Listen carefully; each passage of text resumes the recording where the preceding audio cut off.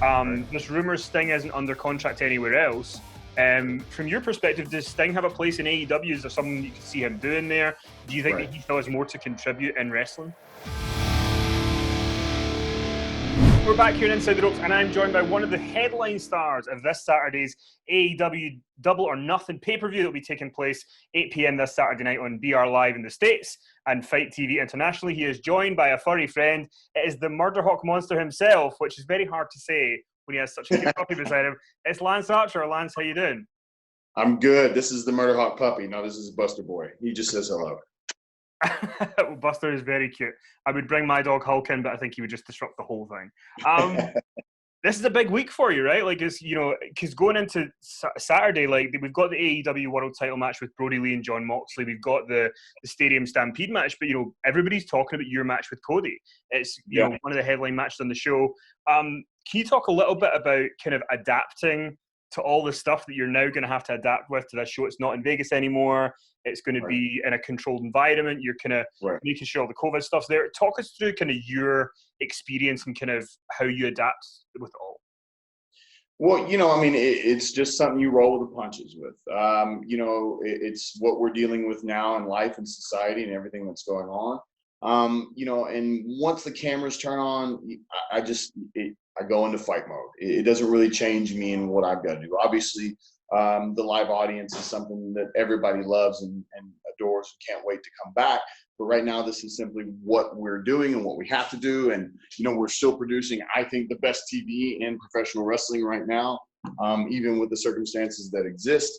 And I go out there and kick ass and have a good time. And I've been doing a damn good job of it, I'd say so myself.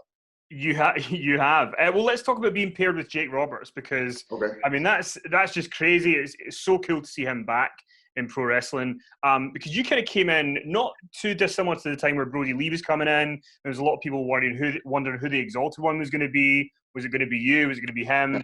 And you're paired with Jake, but you and Jake just feel like a natural fit. Talk to me about finding out you're going to be with Jake and how that partnership's gone for you so far. Yeah, I've known Jake for a long time, known him in his some good times and unfortunately some bad times. And right now, Jake is probably in some of the best times he's had, just personally, and I think this has helped him keep that focus. He loves the business and he's one of the best ever to step in the ring and on the microphone. And for me, when I found out that was going to happen, again, knowing Jake, I knew it would be a good pairing, but I didn't know it would go as well as it's gone because his ability to get on the microphone and say what he says, and he's so cunning and smooth. He's that snake in the grass that'll sneak up on you and bite you in the ankle when you're not paying attention to.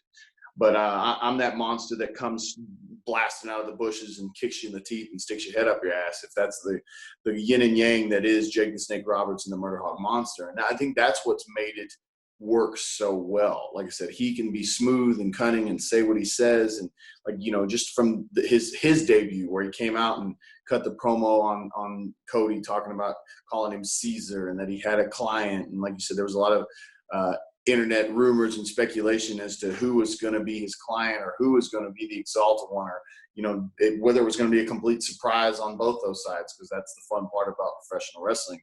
And then when we slowly sauntered out, our first night together, it wasn't that holy crap, music blaring, blasting somebody from behind, crazy moment. It was a very cool and calm moment. And it was one of those moments where everybody went, okay, so what comes next? And I think that's been the fun part about this whole thing is everything's been what comes next. Obviously there's been seeds planted with Cody and I, as far back as when, like I said, Jake debuted. And then obviously the TNT tournament came about and Cody and I were on opposite sides of the brackets. And I just went through a tear from, Colt Cabana to his brother Dustin, and now leading into Cody and I on May 23rd in the pay-per-view. That pairing with Jake and I has just made it that much more fun. That much more smooth. And for me, you're asking, how do I adapt and how do I get ready for things? This has helped me, I think, transition back into, especially in the States, a mainstream television show in the United States and the exposure that it gets around the world. New Japan was an amazing place for me. It changed me dramatically. It changed me and made me the Murderhawk that I am today. But their exposure just in the last couple of years was starting to go globally, but they were still predominantly a Japanese company, whereas AEW, it's at home here in the States for me, and their reach is starting to go globally, in the UK and everywhere else. And Jake is one of those guys that everybody knows because of his legendary status, and it helped me transition back into that mainstream viewpoint to the fans, because there were a lot of fans still to this day are like, oh yeah, I remember him in TNA. Well, that was 15 years ago, things like that. Even my short-lived WWE run, which was, 10 years ago, Dustin and I had a match almost 11 for the we had that match during the tournament, things like that. So for me, the pairing with Jake has been an amazing one, and there's a lot more to come. Well, it's funny you mentioned that, because when you came out with Jake initially, I think there was like you say, it wasn't this kind of like, bam, here's everything. It was like, we're going to come out. And the moment for me that just kind of was like, oh, wow, this is going to go somewhere, is Jake is sitting in a rocking chair in a field and there's a ring and you're just beating people up. And that whole thing, I mean, for me, I've always said that I'm attracted to characters in wrestling and stuff like that. And I think that was such a powerful vignette and thing to do. Talk a little bit about doing that, because I feel like for you, especially coming from New Japan and some people who are watching TNT who might not have watched New Japan, I feel like in that one vignette you go, okay, I know who he is. I know who Lance Archer is. He's going to kill people. That's fine. Yeah, and I think that was a beautiful way to kind of introduce me as a character. Like I said, everybody knows Jake. They now know that there's a pairing of Jake and I. But that vignette, that scenario, that situation, just that backyard, everybody dies, destroy everybody that steps in the ring with me scenario kind of helped set the precedence of what the Murderhawk monster is and was going to be, and things of that nature. Like you said, there's, for those people who didn't know and they're just hearing this silly name, the Murderhawk monster, Murderhawk, what is a Murderhawk? Silly questions like that. I think that helped kind of go, well, okay, that's a Murderhawk. I've brought this up before. Chris Jericho said it during one of the times that he was doing commentary during the shows. He's like, I had no idea what a Murderhawk was, and there it is, standing right in front of me. Now I know what a Murderhawk is. I think that's what that vignette helped do, was establish, who I was, what I was going to do, how I was going to do it, the mantra that I carry, stepping in the ring, and how I approach my opponents. And so it was a lot of fun, and the cinematic value, the team that put that together, and the minds that created that moment, everything that went into it was just really cool. And then, like you said, just having Jake sitting in a rocking chair, watching, and enjoying the chaos and that was going on, and just me in the ring, every single guy that stepped in the ring just absolutely got obliterated, from post to post and moment to moment, to when I laid every single one of them out, and we had that cool drone shot that was like above that just showed everybody laying flat in the ring, and the whole mantra, everybody dies. And so it was just fun all around. And then, we got the big news last week that Iron Mike Tyson is going to present the winner of the TNT tournament with the belt. Now, this is not Mike Tyson's first time into wrestling. He's been there before. No. Austin Tyson Michaels was a big thing in 1998. How did you find it about Mike Tyson being the guy to be there to present the belt? And also, how does that make you feel as somebody who was a long-time wrestling fan before you started doing it yourself? Yeah, Mike's a huge wrestling fan. I kind of found out like everybody else when they announced it. It's one of those things that there's always surprises in this business for the fans and even for the wrestlers sometimes. And it was a cool surprise to hear that Iron Mike Tyson, who's an absolute legend in the boxing community, probably one of the most dominant boxers to ever step in the ring. And, recently he put out that video of him training, just showing, even at his age, just how damn scary he is.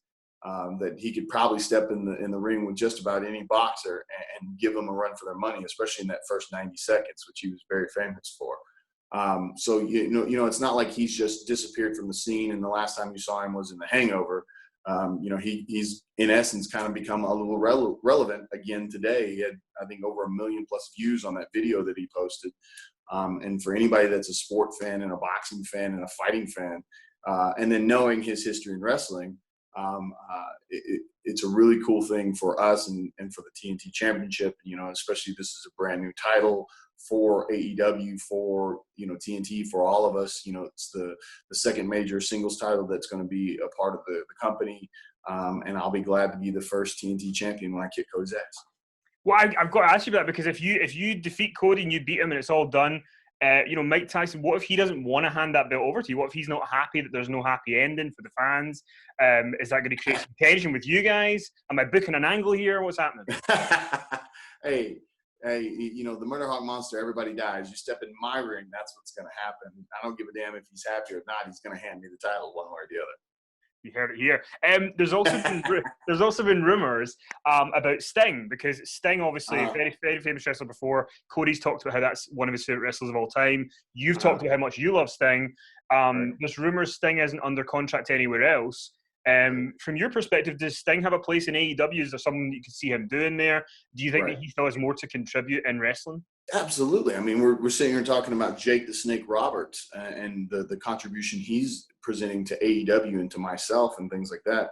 So you're talking about Sting, who, you know, in reality, he could probably still step in the ring if he wanted to. I mean, guys like The Undertaker are still getting in there and producing at extremely high levels. So there's no reason that Sting couldn't do the same. He's obviously an icon in this business and somebody who can help lead a talent somewhere if they need to go, kind of like what Jake is doing now. So there's so many ways that a guy like Sting could be beneficial to the wrestlers and to the show and to everything, because I think he's one of those guys that's, like I said, iconic to the business, and there's no reason, if it's available, to possibly not have him if he wants to be part of it and AEW wants him to be a part of it. Who knows what the future is? Who knows exactly what he wants to do? It was kind of cool to get a nod from him on Twitter, you know, the other day. The fact that he was glad to see that I was finally getting a chance, you know, things like that. You know, just getting that appreciation from an icon like Sting was an amazing moment for me, you know, and for people to see that, know that he knows and he's watching, he's paying attention. He's obviously watching AEW, so who knows what's going to happen. And one of the cool things about AEW, I think, is the kind of variety that you've got on the show. You've got all these kind of young guys who are like in their early 20s, mid-20s, and then you've got a lot of veterans. Yourself, you've done this 20 years.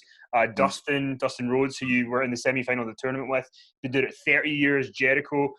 I mean, it seems like it's a really good mix. Do you think this is a time where veterans are finding that, like, there's a big place on the show? You know, you guys are so experienced. This is time for you guys to shine. You've done this for so long. You've learned your mistakes. Right. Yeah, absolutely. I mean, I think the business we're a part of entertainment. It's a part of a show. And as long as you're able to step through those ropes and produce at a high level, age is just a number. And, you know, Dustin has proved that. Jericho has absolutely proved that. I believe I'm absolutely proving that right now. Anybody that's in our veteran status, seasoned status, as I'll say, I'm not going to use the bad O word.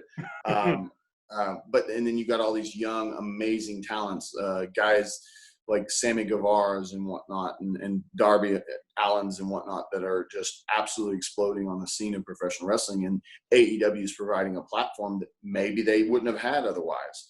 And that's a really an amazing thing. And the future for them and the company and the business as a whole, because of them, is amazingly bright. Don't get me wrong, Sammy or Darby or any of them step in the ring with me, I'm just going to kick their head off and continue to take my place in AEW in the business.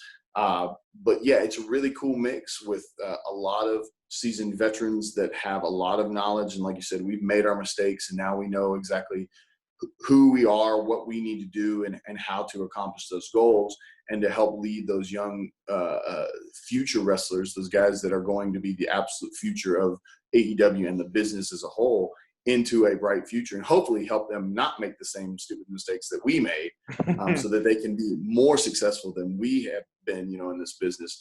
I think it's a really cool aspect to see what AEW has both right now and into the future. And obviously, I mean, you know, if you had a crystal ball, you could see the future and see that now you are going to be thriving in AEW, have Jake with you, be sort of headlining the pay-per-view with Cody. But, like, what was it before you got to AEW when you were sort of like, you had to make your decision on where you were going to go? What was it that you saw that you made you know that AEW was going to be that fit for you and you were going to prosper the way that you are now? Right. You know, I've had that question asked before, and it's not like there's one thing that just said, okay, that's AEW and that's why I'm going. There were so many things, so many good things, you know, and I have a lot of amazing friends in this business that I heard nothing but good stuff from. And I inquired about it. I asked, I was like, how do you really feel? I was like, privately, like, seriously, you can tell me how you feel, because this ain't going anywhere beyond you and I, but I need to know because it's a part of my decision. And not one person said one negative thing. It was all amazingly positive. My first interaction with Tony, was an amazingly positive moment. And he approached me. I didn't even have to, go wait by his office and wait for permission or do anything silly like that. I simply was there. He approached me. We had an amazing conversation, and it was a really cool moment. The prospect and the challenge of going back into the U.S. market and producing at a high level was extremely enticing to me. I had an amazing family in New Japan, so that was a really hard decision. It wasn't something I just made exactly what I'm doing. But my family helped me make this decision, with what they were saying and how they felt about changing and going to AEW. Change is always scary. Change is always hard. Change is one of those things that a lot of people don't do because they're afraid of the unknown. They don't have that crystal ball. So like, I don't know what's going to happen. And I had absolute confidence in myself and what I can do, both for myself and obviously for AEW, to help AEW grow into the even more amazing company than it already is. And then I always tell people I have a faith in God. I truly pray and talk to God daily, many times daily. And it was one of those things where I prayed about this very hard and many, many times to go in the right direction. And just everything kept leading me towards AEW. They were very attentive on having me a part of the company. And that was a really cool thing to have a company going, no, seriously. And here are the reasons. It's not just wrestling, but here are other reasons that we want you here and a part of this company. And like I said, there were just so many factors, like I said, from friends to family to faith to the challenge to the understanding of a change, which was scary but fun all at the same time. So many cool things led me towards AEW, and ultimately I made that decision, and right now it's paying off big time, and I'm only planning on it continuing to pay off and kick a lot of ass on my way up to the top. I'm sure you will, like you did to Marco Stunt. But I do want to ask you. Poor Marco. Poor Marco. I'm surprised he's still with us. But I wanted to ask you, because you did mention earlier you had that very brief run in WWE sort of 10 years ago. Was part of the attraction, because, I assumed WWE was an option, but like was part of the attraction to AEW that this is a fresh thing, a new company, and you can kind of, there's something new and fresh about it. There's a buzz about it, and that's part of what made you take the decision? Yeah, absolutely. Like I said, I have friends, luckily, in every company in the world, from WWE, ROH, New Japan, obviously AEW, where I'm at now. And I spoke with everybody with every option that existed on that table. And like I said, just everything that I went through, like I said, from talking to friends, family, praying, just weighing all the options that were in front of me, AEW was just, it was always, the checklist was always AEW, AEW, AEW. Every other place had good prospects to it, but AEW was always on that checklist of good, good, good, good. The pros and cons list that people say to make. And AEW just had pro. And that was one of the biggest reasons I made that decision. And you've had so much, you've done so much in your career, 20 years, you've worked everywhere. But for whatever reason in the last year, there has been a buzz about you that's kind of just gone even further, whether it's the G1 or the US title or the match with Moxley at Wrestle Kingdom. What is it about the past year that you think just really clicked that kind of made this whole trajectory kind of come together? Time and opportunity, man. It's one of those things that some guys figure this business out, in the first couple of years. Some guys take a little bit longer. And I was one of those guys that, it took me a little bit longer. But everything I had learned while in Japan, and, I was in a great tag team while in Japan. KS was a great tag team. But it was just one of those things where a situation came about. Smith chose to leave the company. At the time, I wasn't planning to leave New Japan, and an opportunity presented itself. I actually had a match with Will Ospreay in the New Japan Cup last year, in the March of last year, that I think, hardcore fans, New Japan fans, they saw, but a lot of the world never saw. And it was one of those that for the New Japan higher ups and whatnot, it opened their eyes. They were like, oh, okay. They didn't expect what they got from Will and I. So, when the G1 came around, initially I wasn't even a part of the G1. I was going to be a part of the Dallas show because it was in Dallas. but I wasn't going to be in the tournament. And it was like within a day and a half of asking or finding out that I wasn't going to be in the tournament, they changed their minds. Something changed. I don't know. I still don't know to this day. I've heard like 5 different stories as to why I ended up in the G1, but I did. And I just saw it as an opportunity. I was like, this is my chance. This is kind of a do or die moment in my career. It's either go in there and be what they think I'm going to be, which they're okay with, and I'd had a job and everything would have been fine and I would have trucked along, or I can do everything that I possibly can to change what everybody thinks about me in every single way. I knew physically and athletically, I could go with the best in the world. And so I decided to show that even more so because it was a singles situation. The G1 is, one of the best singles tournaments that exist in pro wrestling today. And I knew that, especially with the Dallas show, it was going to be an opportunity because it was going to be live on Access TV in the United States. It would be live on New Japan World, everywhere else around the world. It was a huge deal because it was the first time that G1 had ever been outside of Japan. So a lot of people were going to be paying attention to it. And then I was getting an opportunity to work with Will again. And legitimately, we were the first G1 match to ever occur outside of Japan ever.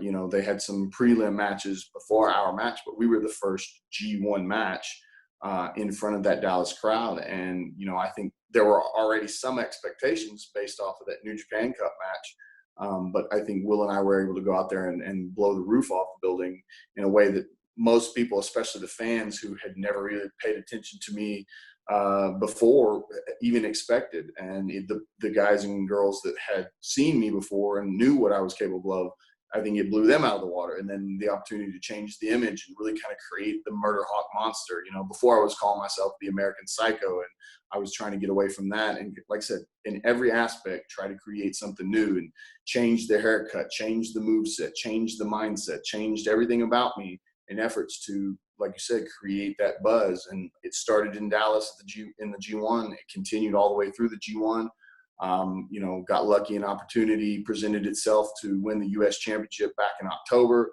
Mox and I went out and had a badass hardcore match at the Tokyo Dome that had 2 nights of Tokyo Dome matches. And, our match stood out in a way in comparison, I think, any of the other matches on both nights. And, it was just one of those things that everything just kind of in 2019 snowballed in the best way possible. Do you think that you and Moxley and AEW, that just feels like a natural fit of a match that needs to happen again? Because it was so crazy the first time. I can't even imagine what you guys would do, get the next time.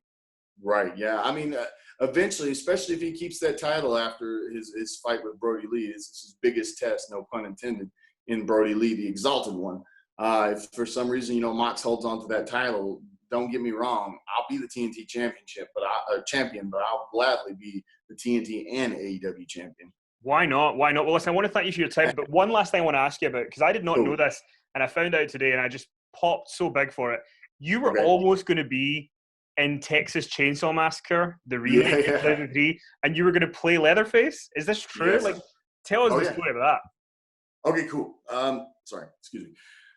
So basically, this was the Texas Chainsaw Massacre remake that they did in the early 2000s when Jessica Biel was in the movie, in the original movie. And they were filming in Austin, Texas. They cast the part. I went to the initial casting because they wanted 6'5" or taller. I wasn't what they wanted then. They must have gone to do their first day of shooting, and the guy they cast hurt his back so bad that they had to suspend filming because he was injured so bad. So they called me. I literally just moved to Dallas like a week before. Dallas and Austin, Texas are about 3.5 hours from each other driving. And they were like, hey, we're doing a recast. Can you come in? I was like, well, when? And they were like, today. And I was like, when? And they were like, well, as soon as possible. And I was like, can you give me like 4.5 hours? Like, sure. So I drove down to Austin. I went into the casting. Ultimately, they took me in, and they didn't want to remake a mask. They wanted to keep the mask the same because otherwise they have to go and remake a whole mask, blah, blah, blah. They put the mask on. It fit. The director came in. They had them put me in the full costume, had the chainsaw, all the fun stuff. he was asking questions like, what do I do? And I told him, I was a bouncer at a nightclub and I did professional wrestling. And he was excited because he's like, oh, so you can drag people and throw them around and stuff. And I was like, yeah, I can do that. He's like, perfect. And, as far as he was concerned, because they wanted a big burly guy. And I wasn't a big burly guy. I'm a tall dude. So he was like, oh, we can put a big suit on him and make him thicker, but as far as I'm concerned, he's got the part. And he left. And somewhere along the lines of, having the costume on and going and meeting the executive producers and meeting the director and all that stuff, Andrew Benarski, who ultimately got the part, had walked in and he'd seen me in the costume and he left. He walked in and seen me, left. He and I had actually had a conversation earlier that day while waiting about him going to the WCW power plant and stuff like that. I guess because they were like, all right, cool. The director says you have it. You can go home. We'll call you in the next couple of days with, the contract information. 2 days went by, nothing. 3 days went by, nothing. 4 days went by, nothing. So I finally called them.